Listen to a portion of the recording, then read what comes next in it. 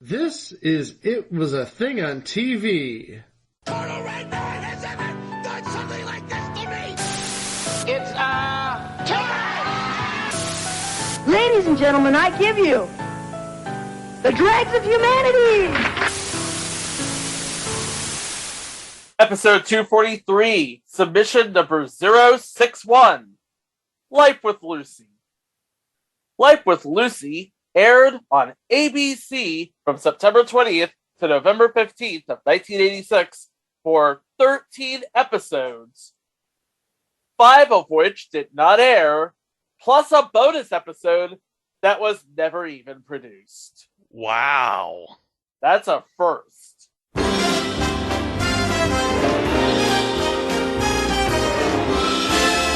Every day I'm better than I ever was before. Every day I'm loving, living more and more. Every day holds keys to possibilities galore. Every day is better than before. How you feel depends on who you are. Who you are depends on what you do. What you do is mostly up to you. It's true, you can make a better you. Every day's a new world that I'm eager to explore. Every day opportunity knocks at my door. Every day I'm loving, living more and more and more. And every day is better than, keep on saying yes I can. And every day is better than before. Lucille Ball, comedian, actress, model, showgirl, business executive. Perhaps a more suiting name to call Lucy, legend. She was, after all, one of the first women, if not the first woman, to inspire a generation of female comedians that endears to this day. And it seems from the 1950s to the 60s to the 70s, everything she touched turned to gold.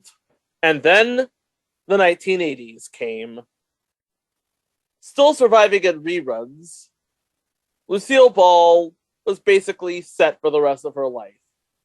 The same, on the other hand, could not be said for ABC. Because think about the beginning of the decade. Oh, yeah, ABC was on fire in the beginning of the 80s. Yeah. In the middle of the 80s, well, Not so much. no. You have the rise of NBC on Thursday nights with their comedies. Yes. Including a certain comeback vehicle for a certain comic actor who has gotten his chops early in television, but rose to prominence again in 1984 thanks to his wife and his 4, later 5 children growing up in Brooklyn. You all know what I'm talking about. Yes, we do. Yeah. We can't say his name. And even if we could, we're not going to. For reasons. He's a horrible human being. Yup. Yes. In case you don't know who we're talking about. Yeah. So, in the middle of the Hey, 19th I want to listen to my Hannibal Buress CD. Do you want to listen to it? I want to listen to your Hannibal Buress CD. Well, not right now, because we're taping, so... Okay. So, basically, you have a case where everyone is looking to find an old Hollywood star and put them in new, more exciting predicaments. You have B. Arthur from Maude, now in The Golden Girls. Valerie Harper from Rhoda and The Mary Tyler Moore Show, now on Valerie. Featuring Jason Bateman from previous installment, It's Your Move. And by the way, the new season of Ozark recently premiered on Netflix. Good watch. Good watch. What else is there? Howard Hessman from WKRP, now on Head of the Class. Michael Landon from Bonanza and Little House, now on Highway to Heaven. Featuring Victor French from previous entry, Carter Country, in that sweet-ass Oakland A's hat. Oh, that was a sweet. So yeah, if they're going to reboot another Hollywood star's career, ABC, in cooperation with Aaron Spelling and Douglas Kramer, thought, why not go for the big one? And so they went to Lucille Ball with an idea, a comeback vehicle, with her getting into zany adventures in these crazy times. Who's going to be with her? They haven't figured it out yet. Damned if we know. Let's just put it on the air. You know what? Let's sign all the paperwork and we'll figure everything out later. The money will come. The money will come, yes. So, Aaron Spelling and Douglas Kramer inked a deal with Lucille Ball and her second husband, Gary Morton, because they were together and they did a dramatic turn with the Stone Pillow, which was apparently a really big hit. Much bigger hit than her turn in Mame. She was actually Mame in Mame, if you remember that far back. Well, in 1974, as much as you can call that far back. Lucille Ball, Gary Morton, Aaron Spelling, and Douglas Kramer all signed the paperwork, and Lucy was coming back to television with one key stipulation, and this is going to become important later.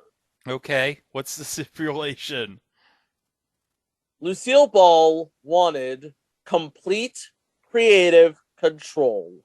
Oh, no, that's not going to work. Well, ABC at this point was desperate because I'm looking at the schedule right now, and what can I say about ABC except What'd they have? MacGyver. They had Perfect Strangers, MacGyver, Growing Pains. Growing Pains at that point. Yeah, second season. Hotel. Thursday was a bit of a dead zone, though. Oh, Thursday was I remember back in the day then. Thursday was beyond dead. But then again, do you really want to go against the four-headed monster at NBC? No. No. I mean, props to CBS. God bless them, they tried. But no, ABC on Thursday nights in the mid to late 80s, totally dead. Deader than disco. Thursday nights for ABC would be a problem up until Millionaire in 99. That wasn't going to be a problem for Lucy because they've scheduled her for Saturday. I don't get it. Saturday night? Well, Saturday night really was not considered yet the worst night for television. Like now today, like in the fall, they completely give up on Saturday. They just give it to like whatever college football game is airing. Right. Or baseball. After a bit of conflagration, they came up with this premise. Lucille Ball plays Lucy Barker, a widowed grandmother who inherited her husband's half-interest in a hardware store in South Pasadena, California, that is run by his business partner, Curtis McGibbon.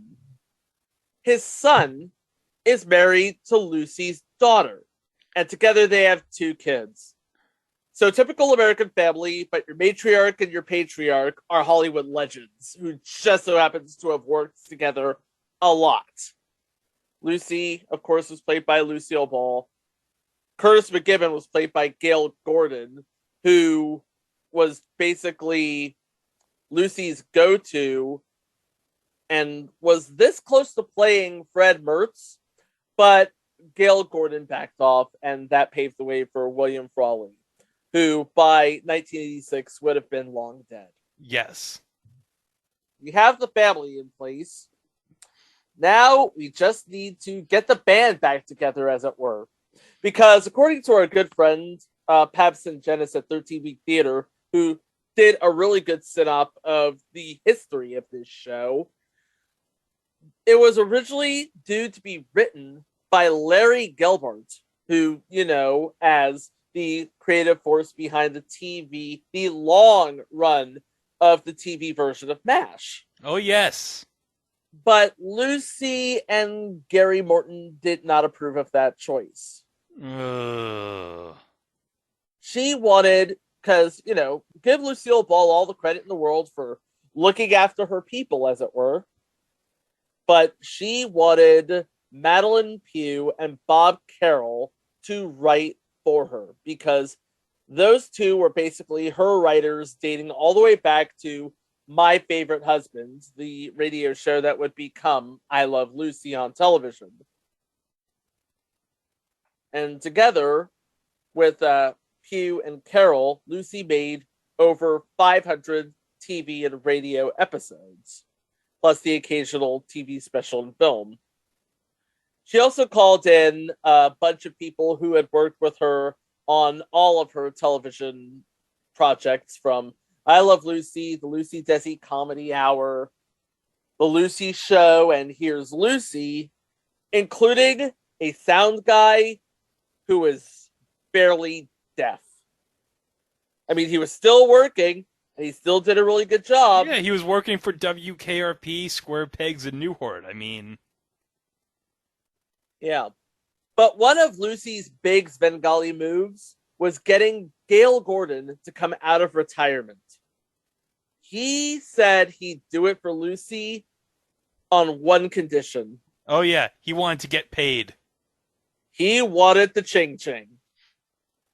He wanted $100,000 an episode for 22 episodes, whether or not they were produced. He wanted to be paid for a full season. And he did. That's amazing. So he got paid $2 million, essentially, to come out of retirement. Hey, it's good work if you can get it, am I right? Oh, yeah. I'd love to have that. So, to put it lightly, Aaron Spelling, Douglas Kramer, Lucy, and ABC were going all in on this. They had all the hopes in the world that this show would succeed. It was one of those cases, and I believe if I can quote Chris Evans from Endgame, this is going to work because I don't know what I'm going to do if it doesn't. That's America's ass, people. Mm-hmm. And this is a case where, you know what? We're going to set the bar right here. If we could get a top 25 show on Saturday in 1986... Oh, it'll be worth it. It'll be so worth it. And if it can hold that position, that is an easy renewal, and we could just do whatever we want with it, put it wherever. Put it on Thursday opposite that... No, do not put it on Thursday opposite that show. No. Don't do that. We told you, don't know. It's a dead zone. Nope. Don't do that. So, before we go into said episode, let's talk about the cast, shall we? We already talked about Lucy and Curtis McGibbon, Lucille Ball and Gale Gordon. Again, chemistry defined. Just short of Lucy and Ricky, or Lucy and Fred, or, Lucy and Ethel. Lucy and Ethel, Lucy and Viv from The Lucy Show. Now we go into the other characters of this family unit. We have Lucy's daughter, Margot, played by Ann Dusenberry, who was quite busy during that time, if I'm not mistaken. She was in Murder, She Wrote. She was in Future Entry, Magruder and Loud. I put it on the schedule for next year because it's one of those shows that premiered after the Super Bowl that now, for a tradition, we just cover late in the year for some reason, following the Davis Rules Last Precinct formula. Hey, you have a formula that works, Yeah, you got to keep it going. you got to keep it going. Yeah, but she also guest starred on Remington Steele and Designing Women. Yep. But for all of that, she was mostly relegated to TV movies like The Secret War of Jackie's Girls, Little Women, Desperate Women, and Elvis and the Beauty Queen. Oh, future entry Elvis and the Beauty Queen, starring Oh, starring Don Johnson as Elvis and Stephanie Zimbalist in a pre-Remington Steele role. this was before Don Johnson actually sang for real on Heartbeat, which we covered in a previous installment. Heartbeat! I'm looking for a heartbeat. That's what this show needed, a heartbeat. Yep. Oh no, it needed more than that. And playing the husband of Margot and the son of Curtis would be Larry Anderson. Yes, that Larry Anderson. Wait, the relief pitcher Larry Anderson? Wrong Larry Anderson. Oh, God, why do I keep doing that? This one was not traded for Jeff Bagwell, sorry. Oh. No, I'm not talking about the pitcher. I'm talking about Larry Anderson, known more for being the host of The New Truth or Consequences and a panelist on the test, and less for being in The Magician, Brothers and Sisters, and 6 episodes of Days of Our Lives, playing 2 different people. Oh, Brothers and Sisters, former installment. Yeah, featuring Zipper. Zipper! And also, he was also the judge on Law & Order True Crime, The Menendez Brothers. True story. Yes. And then we have the elder daughter, Becky McGibbon, played by Jenny Lewis. Yes, that Jenny Lewis. Yes, that Jenny Lewis. From such classics as Troop Beverly Hills and The Wizard. He touched my breast! What the hell are you doing? No, I didn't touch anything. You can't have the kid. The kid is. What are you? I got a letter of custody for that kid right here in my pocket. What are you doing? And at one time, she was performing on Conan in 2010. Oh, okay. I didn't realize she was on Conan. Oh, yeah. She was singing on Conan. Okay, yeah, because I know she's a very famous musician now. Yep. Oh, you know what she was also in that I really liked? What? A Very Murray Christmas. What the hell is that? It's a Bill Murray Christmas special. What? I didn't realize this was a thing. It was a thing. What was this on? I want to say it was on Netflix? Very Murray Christmas. Oh, okay. Christmas? Yeah, that explains it. Okay. Yeah, because I think Paul Schaefer was involved in this. I remember this now. Yeah, A Very Murray Christmas, 2015 on Netflix. And playing the younger child, the precocious little kid, as it were, Kevin McGibbon, is Philip Emilio. This is basically, aside from a few episodes of All My Children, this was basically his career because sadly, no longer with us. Oh. He died in 2005 at the age of 27. Well, that sucks. Yeah. But he was basically a guy from a lot of commercials like Pepperidge Farm, All Laundry Detergent, Ford Motors, Jell-O Pudding Snacks, and Shake and Bake. Ooh, Shake and Bake. Nah, helped. But yeah, he gave up acting to pursue an interest in sports and a career in teaching. Oh, that's admirable. And he was actually a teacher for 2 years before he died. Oh.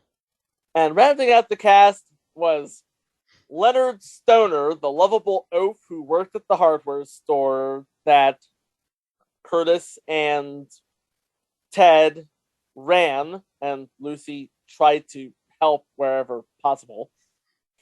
Leonard Stoner. Can't get over that name. What a name, Leonard Stoner. Yeah.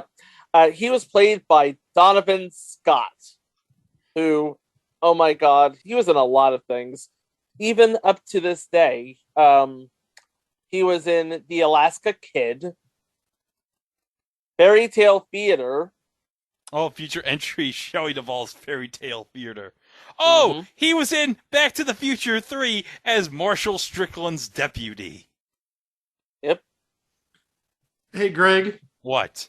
He was also on It's Always Sunny in Philadelphia, the Christmas episode. He played a Santa Claus in a mall. Oh, wait a minute. I think I know what this is. Is that the episode where Charlie goes up to the Santa Claus and says, "Did you F my mom?" Yes! Yes! I think it's the only Christmas episode of It's Always Sunny. But yes. Why would he do that? His mom's Miss Yvonne. Why would you do that? You don't do that to Miss Yvonne. No. No, you don't. Remember, Greg, this is the episode where Mac and Charlie, they went to the toy store. We're looking for, I think, like a Wii or a 3DS, a video game system. Yeah. And they told off the salesperson because they didn't know who Von Hayes was. Yes, Von Hayes, legendary former Philadelphia Philly, Von Hayes. And Cleveland Indian, yes. Yes. Not a New York Yankee. I think Von Hayes was managing in the Atlantic League maybe 12 or 13 years ago. I forget for whom. But yeah, I think my brother actually got his autograph when he was managing in the Atlantic League. I'll try to look that up. Lately, he's been making a name of himself playing Santa in things like Days of Our Lives, Life in Pieces. Oh, this is another typecasting thing. And I think he played a guy playing Santa in Superstore. Oh, he was in Death to Cupid, Klaus, Baby Daddy, The Santa Switch, Matchmaker Santa. Was he? He didn't play Santa in Eagleheart, though. Was he playing Santa in the movie Santa's Little Helper with The Miz? No. No, that's a he shame. Was not. I would have loved it if he shared a screen with The Miz.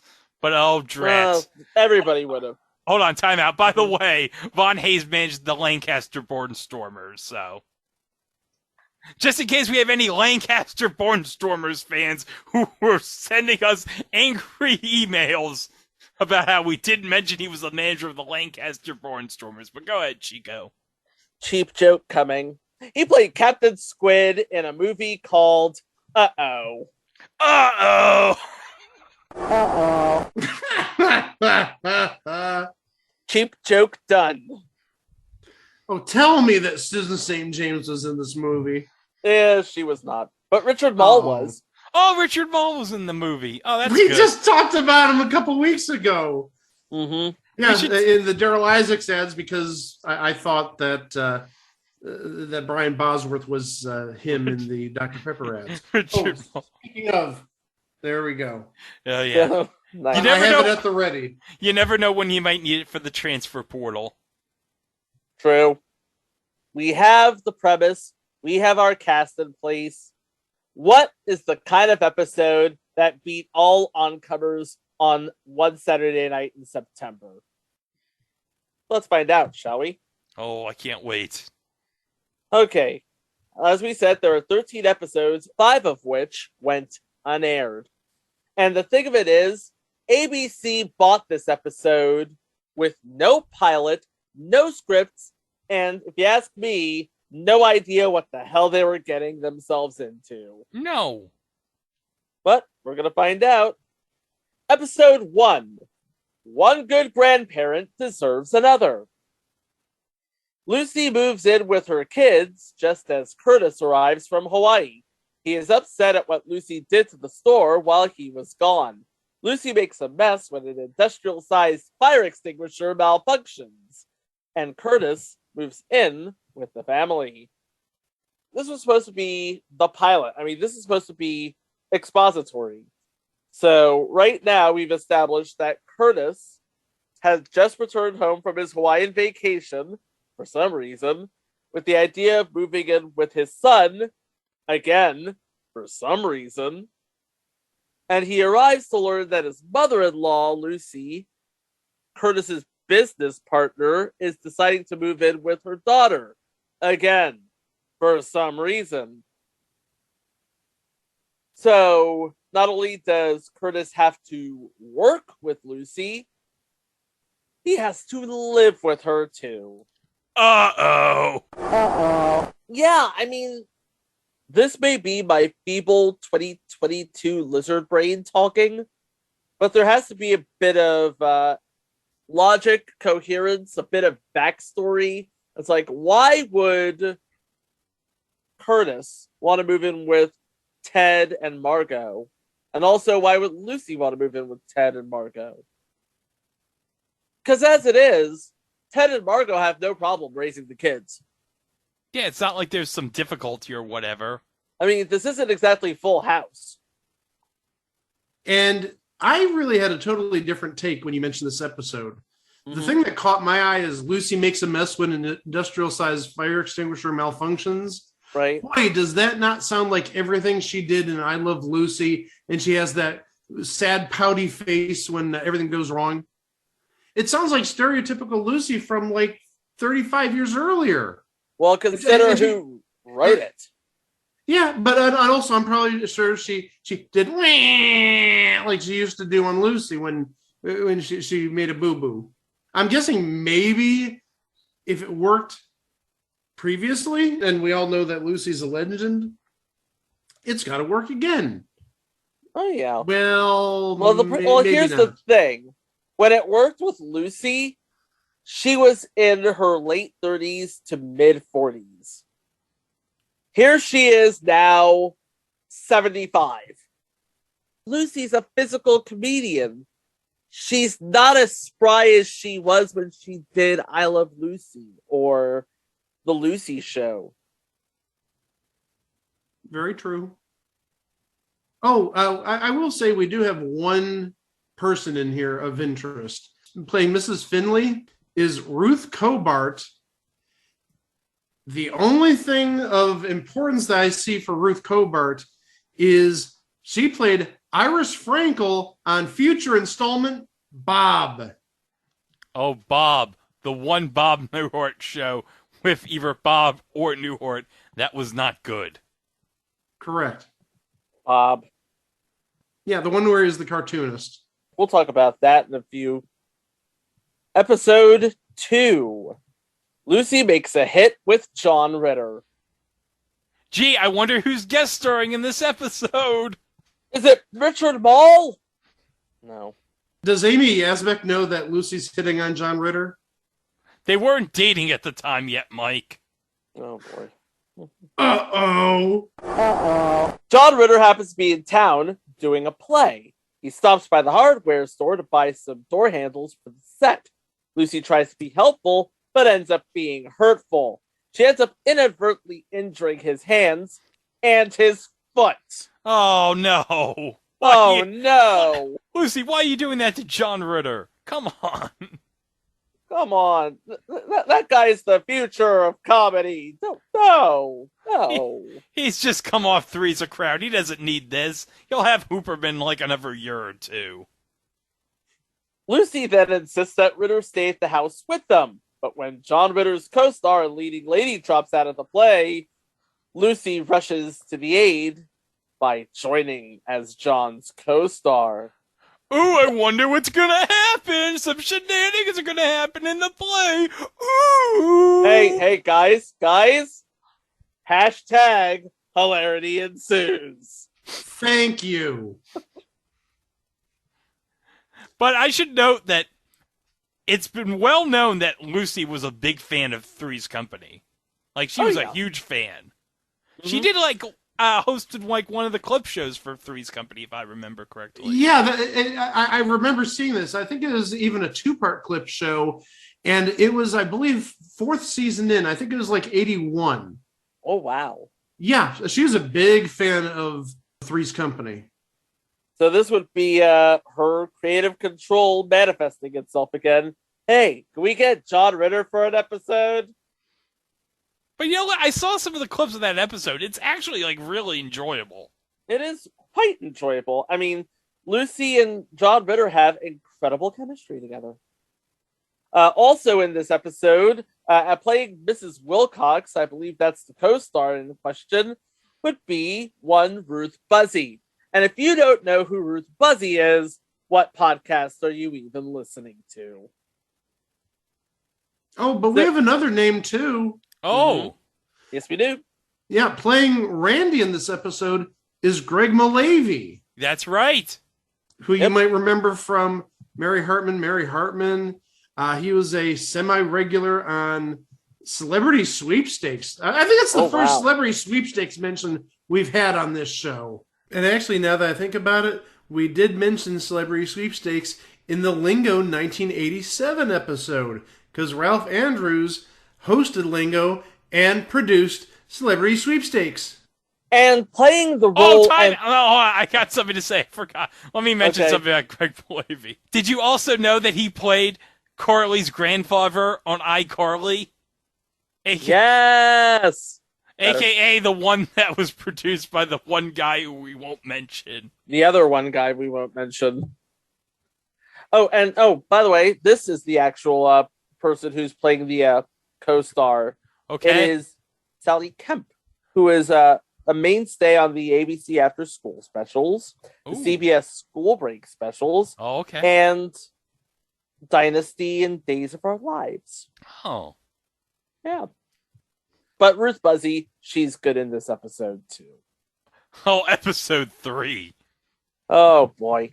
Episode 3. Lucy among the 2x4s. Hey, wait a minute. The 2x4s. Did Hacksaw Jim Duggan guest star in this episode? Oh! I was going to get a clip of him doing the ho, but you guys sufficiently killed that. Hey, I'm not stopping you. We're not stopping you, tough guy. Ho! Ho! We're not stopping you, tough guy. Ho! But yeah, okay, so Lucy's old flame and a business prospect for Curtis comes by the store one day. After a date, Lucy decides she doesn't share the same feelings he has for her, which causes Lucy to have to make a difficult decision about her future. I have to wonder who is playing the 2x4 in this episode. Oh, Ben Marshall. He's the guy, and he's played by the one, the only, Peter Graves. Oh yes, Peter Graves. Obviously, Mission Impossible. What else needs to be said about Peter Graves? Biography! Oh, that's right, biography! Discover the world of science. I'm the only one who watched PBS primetime as a kid. Okay. But you know what? I'm going to be honest, Mike. Biography, it was all about Jack Perkins. Yep. Fair enough, but I'm giving credit where credit's due. Oh, Peter Graves was good too, but he was no Jack Perkins. And fun fact, this is the only time on the series that Lucy wears a dress rather than slacks, a house coat, or a bathrobe. Oh. Okay, episode 4. We got 2 good guest stars here. Yes, we do. The episode is Lucy Gets Her Wires Crossed. With competition from other hardware stores, Lucy gets Curtis booked on a local morning TV show as Mr. Fix-It. Lucy goes along as his helper and ends up supergluing herself to Curtis and the hosts. Uh-oh! Uh-oh. That must be some powerful glue there. Hey, you know that glue strong stuff. You know that Stewie and Brian got stuck together with that type of stuff. Yes, they did. Yeah, they did. Yeah. Yes, they did. And playing the role of said talk show host is one Dick Gaudier. Oh, what needs to be said about him? We've talked about him in the past number of times. Yeah, go back to episode 69. Nice. When things were rotten. But playing the role of Patty in this episode. Ah, a very young Kelly Martin. That's right, from Life Goes On. Which, by the way, recently got announced it is getting a sequel series from NBC. Ooh, I wonder if Corky's going to be in it. Oh, I hope Corky's in it. You know Corky made that show, right? Oh yeah, Corky was the Tony Shalhoub of Life Goes On. Everyone knows this. Some people will think it's the dog. No, it's Corky. Arnold the Wonder Dog? Or one of those things. Anyway. Now, wait a second. Kelly Martin was on this? Was this before she was on Card Sharks? Yeah, because Yeah, or it might have been around the time of Card might Sharks. have been around the same time because Card Sharks debuted at the beginning of 1986. Yeah. When was the first Young People's tournament? Probably would have been around Christmas. Okay, so she would have been on after this aired. Oh Yeah. my. Okay. And who knows? She might have taped both of them concurrently. She might have been sharing a green room with Kelly Packard and another green room with Lucille Ball, for all we know. That's right, because Kelly Packard was on a Young People's Week. Yep. This, of course, was before Baywatch came calling. Obviously. Okay, episode 5. Episode 5. I'm going to hell. Lucy is a sex symbol. While clearing out... You said she's a sex symbol? Sax! S-A-X! Okay, Lucy is a sex symbol. All right, let me put my puke back in my system then. Oh, okay. Well, Mike, I can guarantee you it's not about Steve Sachs. Nope. Nor is it about Sexy Sax Man. You know the guy. Sexy Sax Man? Yeah, from who did the Price is Right 94 theme, I know. While clearing out the basement, Lucy finds her old saxophone. She wants to teach her granddaughter to play, but Becky isn't very enthusiastic and doesn't know how to tell Lucy the truth. Oh well. Yep. One of the guest stars on this episode. Are you ready for this? Oh, what is it? Because I don't see it Playing on the role Wiki. of Max. Okay, Max. A young Brandon Cole. Oh, yeah, because we have talked about Brandon Cole in the past in Thunder in Paradise. In fact, he was in the Thunder in Paradise CDI game. Yep. But, of course, we can't talk about Brandon Cole without talking about Step by Step. I mean, come on. Well, hold on. That, but also he played Hobie Buchanan on Baywatch. Oh, Yeah. that's right. He was on the first season, I think, the NBC season, right? Yep. Interesting thing about this episode, and you might like this, Greg. It was up against the pregame show of the 86 World Series, which earned more than double Life with Lucy's rating share. Yeah, because this is the night of Game 6 of the 86 series. Yep. October 25th. So this Yeah. is the game where Buckner gets a ground ball from Mookie Wilson and bungles it between his legs, and you know the rest of the story. Mm-hmm. Mm-hmm. And we'll be talking about something that was supposed to air after that game later this year. Yeah, unfortunately, the Mets went into extras and won that game. They won that game, right? Yes, it's like one Yeah, of the most it was famous game games in 6. history. Yeah. Yeah. They were down 2 runs with 2 out in the 10th, and Gary Carter, Kevin Mitchell, Ray Knight, and Mookie Wilson all come up to bat and lead the Mets to victory. Yeah, Mookie Wilson, baby! And one of my favorite stories of that game was Kevin Mitchell was making plane reservations during the 10th inning, and they had to call him up to pinch hit, and he needed to find like a good pair of pants because he wasn't wearing any pants, but he was making the call. In that brief period that Kevin Mitchell was with the Mets. Yeah, because he would have been traded to what, the Padres in '87 for Kevin McReynolds? Sounds right. Episode 6. Lucy makes Curtis bite the dust. That's spelled B-Y-T-E. The dust. Lucy and Curtis buy a computer to help organize the books at the shop. When she uses it to order some unreturnable merchandise, Lucy tries to get the bank to stop the check from arriving at the bank and accidentally informs them that Curtis has died. Uh-oh. Yeah, and in the role of Stanley Bigelow, one Dave Madden. Reuben Kincaid from the Partridge Family. Reuben Kincaid, yes. Lucy Like, how do you... Well, this would be, like, in the pre-infancy of the internet, so... Well, Lucy had that power. She wanted Reuben Kincaid, and so ABC was like, okay, here's Reuben Kincaid. Episode 7. Legal Eagle. No, Lucy Legal Beagle. No, I have Lucy Legal Eagle. It's Lucy Legal Beagle on Wiki, so... Whatever. Legal Eagle, Legal Beagle, who cares? At a yard sale, Kevin's favorite teddy bear is accidentally sold. Oh my god. How does that happen? Yeah. When Lucy offers $50 reward for its return, the women who bought the bear asked for $500, so Lucy takes her to small claims court. Where's Judge Wapner when we need him for this? Okay, do we have any guest stars? Oh, Okay, guest stars. yes. Oh, yes, God, we so do. many guest stars. Oh, Mike. yeah.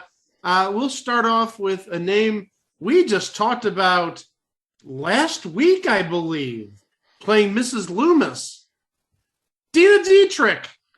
Yes! It's not nice to fool with Mother Nature. Okay, I think we're up to episode 8. This would be the last aired episode, I believe. Yeah, this last aired episode, and the thing of it is, and we'll get into this in a moment, but here's the episode, Mother of the Bride. When Ted and Margot decide to renew their wedding vows, Lucy's sister Audrey drops by for a visit and starts to take over the entire event. Okay, so playing Lucy's sister. Now, this is going to be momentous here. Playing the sister, Audrey Meadows. That's and here's the rationale behind that. Okay. The rationale behind that is that she is going to play the role of Vivian Vance. That makes sense. Okay. Yeah, I get it. Because, like William Frawley before her, Vivian Vance would be long since dead. And this was the only one of the Lucy series that didn't have Vivian Vance. Mm-hmm. Yeah. It's like the plan was Audrey was going to be the partner of Lucy. And that lasted one aired episode. That lasted one aired episode. And it's like, okay, this is about as good as it's going to get. So, more or less, yeah. Yep. Well, we do have another known entity here. Okay. Playing the minister, Jim Hackett. He was the announcer on Wipeout, the Peter Tamarkin show. The Peter Tamarkin Wipeout. Oh, that's nice. Yeah, not the one with the invisible guy. The I don't think we've ever made a Wipeout reference till now. So The Wipeout we're 88. Not just that like- Wipeout, the other Wipeout. The Wipeout 88 one, yeah. Yeah, I mean, we've talked about the one with the invisible man, but yeah. Hey, Paramount owns that. Hey, Paramount, put Wipeout 88 on Paramount Plus. I guarantee you get one subscription. I mean, you may have to change the name or something, but... You tried. I tried. So after this episode, ABC looks at the ratings and says, you know what?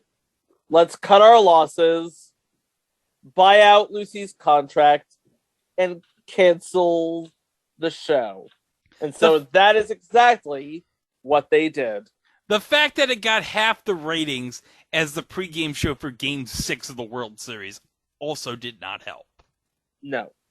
And that left 5 episodes already produced to be shelved. Just sit on the shelf until, God, when? 2019, because this got released by Viacom CBS on DVD. So yeah, there is a Life with Lucy, the complete series that was released on October 8th, 2019, which was the first time that the unaired episodes were widely seen. I'm sure, I believe some tapes of the unaired episodes circulated in some tape trading circles, but this was the first time they officially got released. All right, so let's continue with episode 9. All right, episode 9. Lucy and the guard goose. Oh, jeez. After M&B hardware is robbed, Lucy rents a guard goose to protect the store. When Curtis accidentally injures the goose, Lucy takes it home to nurse the feisty bird back to health. I hope it survived, otherwise its goose is cooked. Good night, everybody. A guard goose.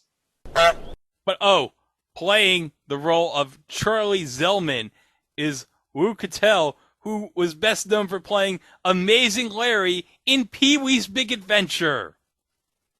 Mm-hmm. Oh, that's nice. Yes. Episode 10. Lucy and Curtis are up a tree. Curtis is building a treehouse for Kevin, and Lucy is buying Becky fancy new clothes. Ted and Margot come to the conclusion that their parents are spoiling the kids.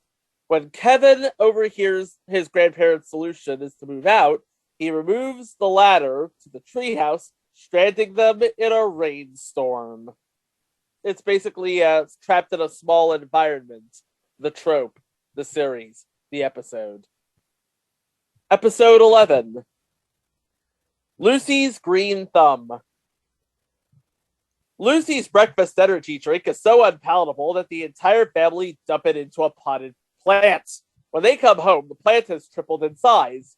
Realizing that Lucy may have invented a new miracle fertilizer, the pressure is on for her to recreate the concoction. But when Lucy can't recall the recipe, Curtis's dreams of fame and fortune wilt. So I'm willing to guess. Isn't this the plot of Little Shop of Horrors? Thank you, Greg. I was about to say, isn't this Little Shop of Horrors meets the Vitamin and Benjamin episode of I Love Lucy?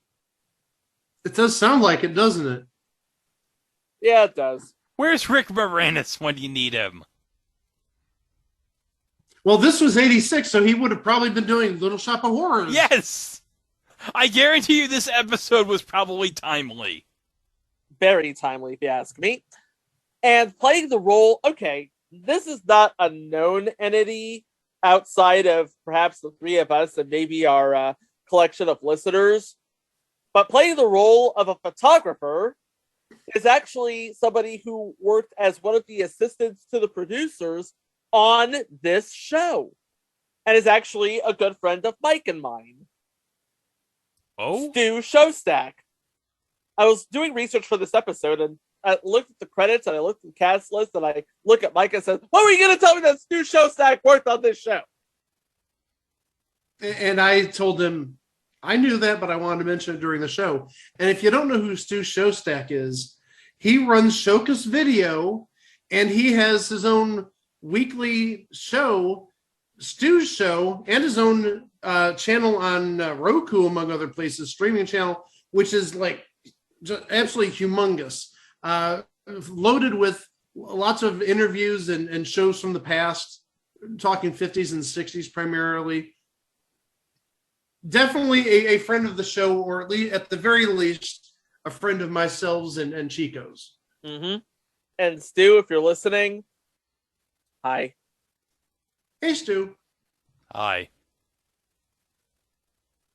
Episode 12. Breaking up is hard to do. Curtis wants to retire, so he sells his half of the store to Lucy. Oh, this is going to be fun. Lucy's extravagant spending threatens the store with bankruptcy, while Curtis gets bored with making birdhouses at home. When Lucy interviews prospective new partners, Curtis swallows his pride and asks her to take him back again. Yeah, because why would you want to build birdhouses? Well, I mean, if you're near Lucy's age at this point, 75, it's a relaxing hobby. Yep. Yeah, do a little bit of woodwork, maybe some whittling, use some tools around the house. Yeah, it's good to keep yourself occupied at that age. All right. We have a known entity in this episode. Playing Mr. Lawrence Mulgrew is Eddie Barth, who would be known as Morty Fleckman, Mike, on Night Court. Oh. Now, which episode? 2 episodes. To start with, what the heck, Love. and The System Works. Okay. And he was also on 7 episodes of Shaft. And I believe he played Nigel and Ellen in Babe, Pig in the City.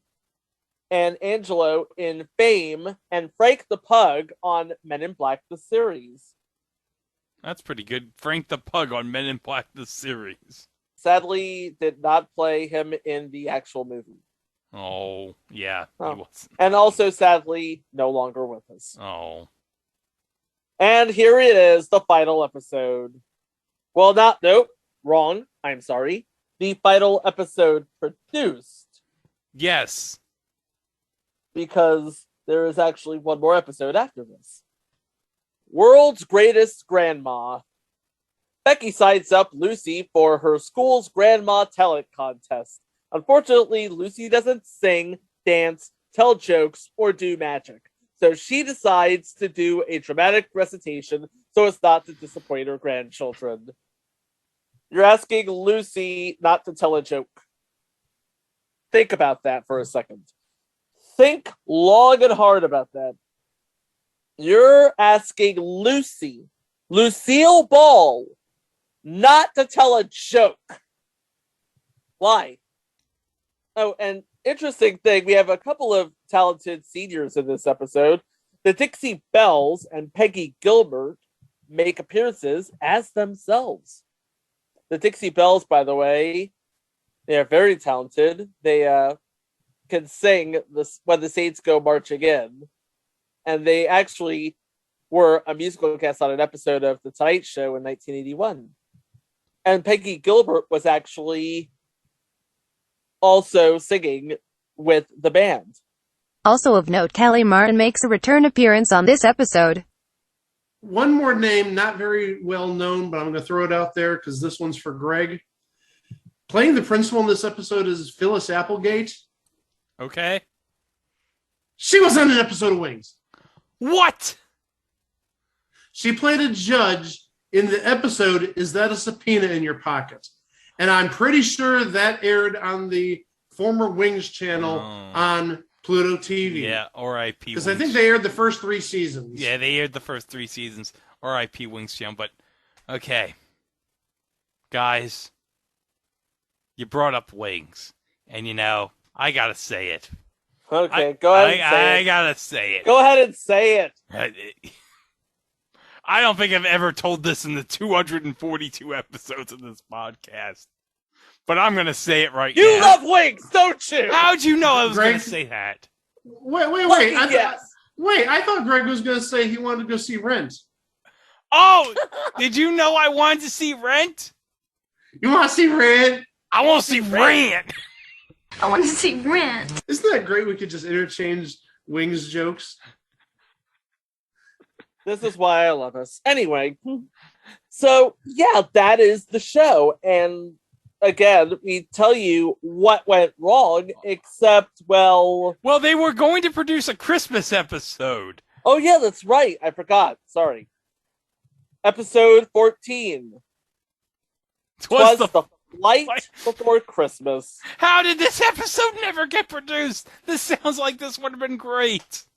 Probably because it was canceled before it was produced. Yeah, it was, probably. The family goes to a friend's cabin in Colorado, but becomes stranded on the plane in Denver and discover that Christmas is more than presents, but about spending time with your family. Aww. Aww. Well, thankfully, a script does exist for this episode. So, if you want to reenact this episode, wait a minute. If the script exists somewhere online, we should, reenact it for Christmas. How would you even? I could find a way. We could do, a live table read. Like a live Zoom table read of the episode if we ever find the script of this. Okay, so that was the series. We tell you how this went wrong, except, well, duh. I mean, It was on Saturday. I mean, people watched the show and were just absolutely enthralled with everything that was going on. But the audience just It dipped. It's like, okay, we see it. She's old. She's doing this wacky stuff. Okay, whatever. Because wasn't this on opposite the Facts of Life?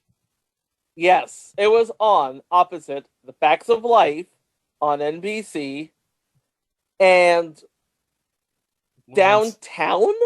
Oh, on CBS. Downtown with Michael Nuri. Yes, on CBS. And Down and Out in Beverly Hills on Fox. Because Fox would have just been starting up. It was never going to try and get The Facts of Life knocked off the air. It was just not going to happen. The Facts of Life is too well established. Yeah, even though it's in its, like, dying days, it's still The Facts of Life. Mm-hmm. And it would have had George Clooney at this time, wouldn't it? George Clooney, Mackenzie Aston, yeah. Yeah, when Charlotte Rae opened that store. Yeah. It was Cloris Leachman. Oh, yeah, how could we have forgotten Cloris? Yeah, but that's pretty much all it was. Oh, hey, guys, I think the store name you're looking for is Edna's Edibles. Oh, Thank okay. you. Edna's Edibles. Thanks, Mike. Okay, thank you for that.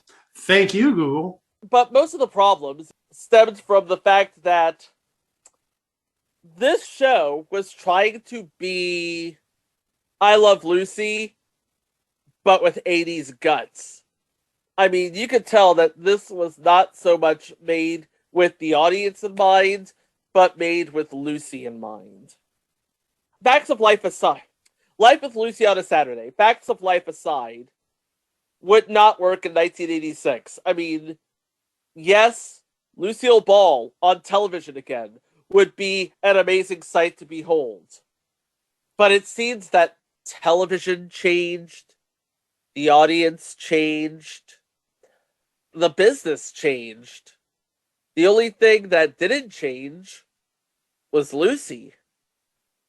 And I don't think she could have dealt with that, because after this show was canceled, she spent, because this was her last regular TV role.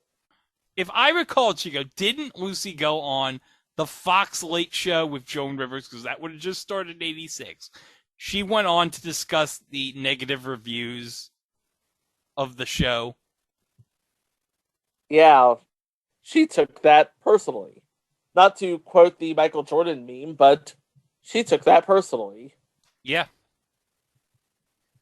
Understandable, and I'm looking at the ratings, and the ratings paint a very clear picture. The premiere episode won its time slot and was ranked 23rd for the week. So obviously they're expecting something if it won its time slot, and 23rd is not bad, especially for a Saturday night TV show. The next week, 56th. Oh. The week after that, 66th. Oh. And it even got down into the 70s. Oh. And there weren't many more than 70 shows on any given week in 1986, in fall of 86. No. Nope. So yeah, the American public made it known that Lucy maybe should have stuck in the 50s or 60s. Not in the ratings, talking about the year. But yeah, just taking a look. November, looks like the first week of November, 74th. Oh my God. Wow. 74th, and that's out of 79 shows. Two of the shows that, well, one was tied with it, and one was slightly below it, were Decision 86 election shows. And then actually at 77, third from the bottom, was the show that followed Life with Lucy, the Ellen Burstyn show.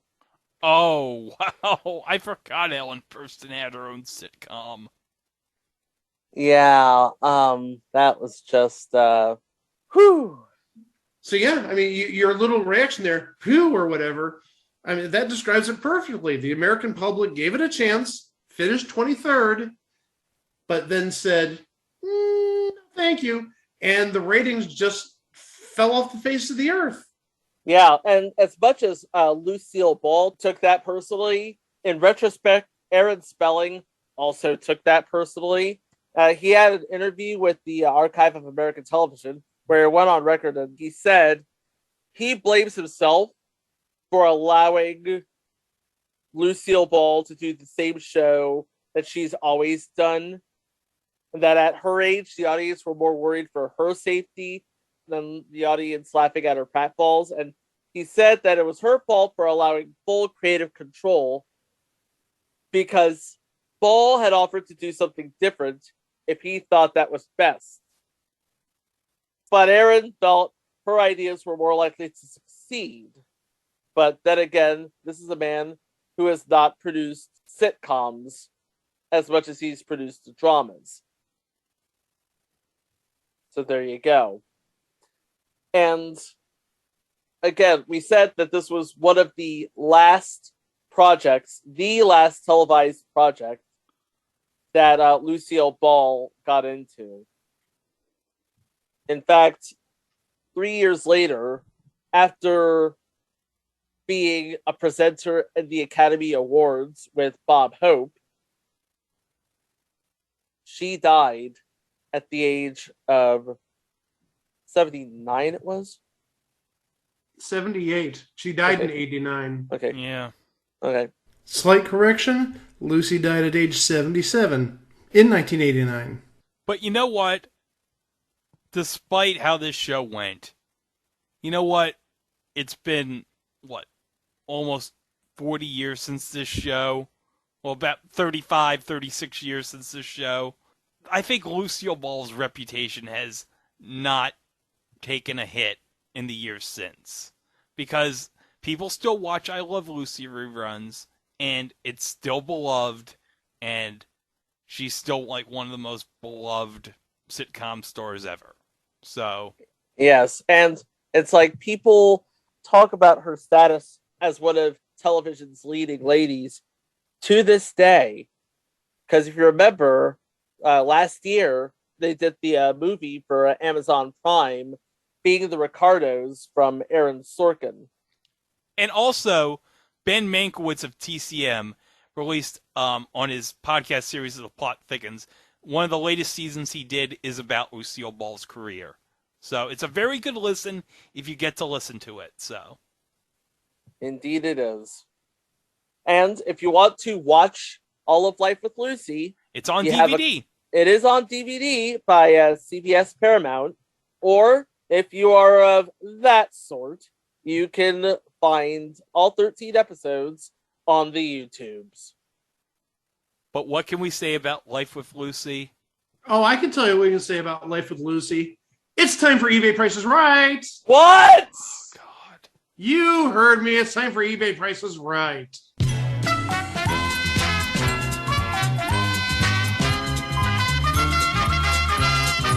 Well, guys, you mentioned earlier about the script for the unproduced episode existing. Yes. Yes. I don't have that episode. Oh. I have the script or a script for the Lucy is a Sax Symbol episode. Oh, God. This is the final draft. It's got a date of August 20th, 1986 on it. Episode L-005.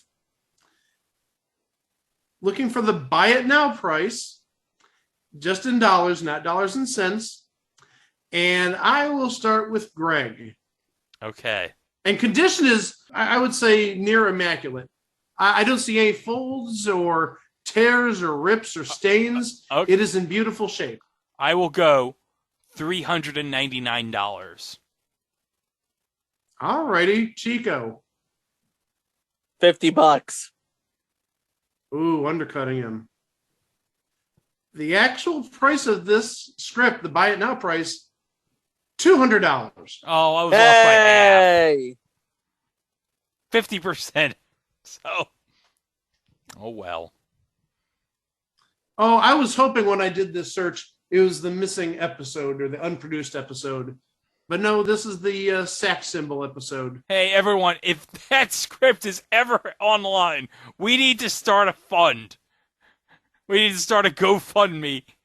Have enough money so we can buy that script so we can reenact it for Christmas. Okay. It would be our Christmas gift to everybody. It would be. But you know what? Life with Lucy, 1986. We had a television legend come back, and the television public said, nope! And in the end, Life with Lucy became just another thing on TV. But it did give us Jenny Lewis. And Larry Anderson for like 8 weeks. But you know what else you can do while you watch the Life with Lucy DVD? You can go to our website, itwasathingontv.com. We can listen to the 242 episodes prior to this one. We got all sorts of fun stuff. Minisodes, live shows, director's cuts. And, oh, hey, Chico. Yeah? We just released on the Podbean feed the director's cut of the Bicentennial Minute. And speaking of Lucy, Lucy is in a segment in the Bicentennial Minute. And I gotta say, Chico, you did one hell of a Lucy impression. I tried.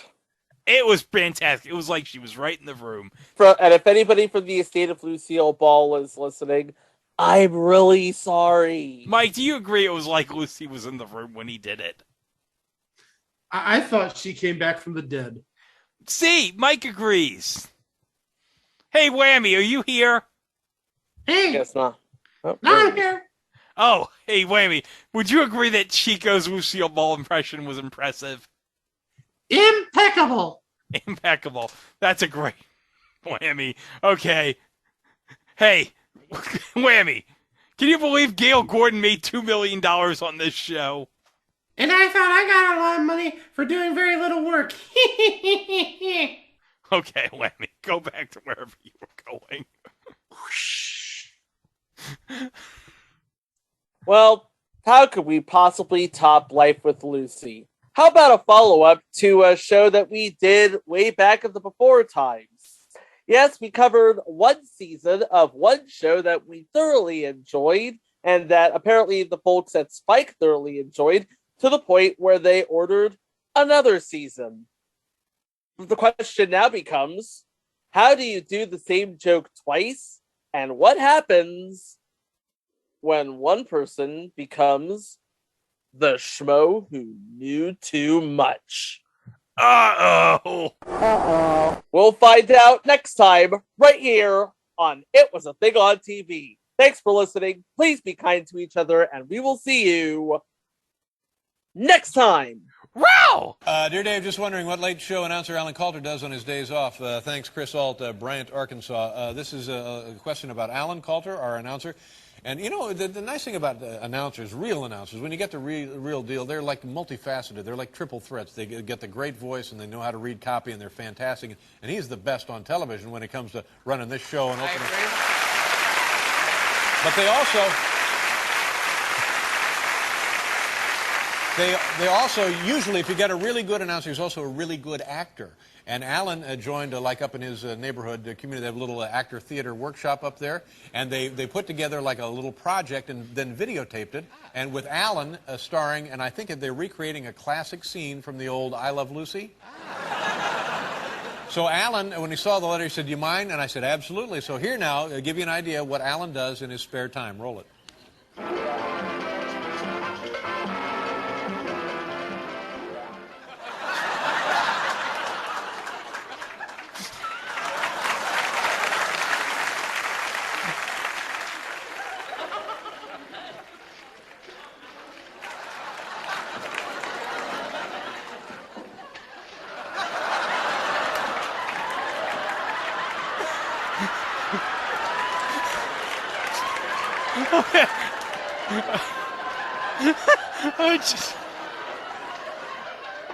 Alan as Lucy is kissing Ethel in this part. Just use your imagination, folks.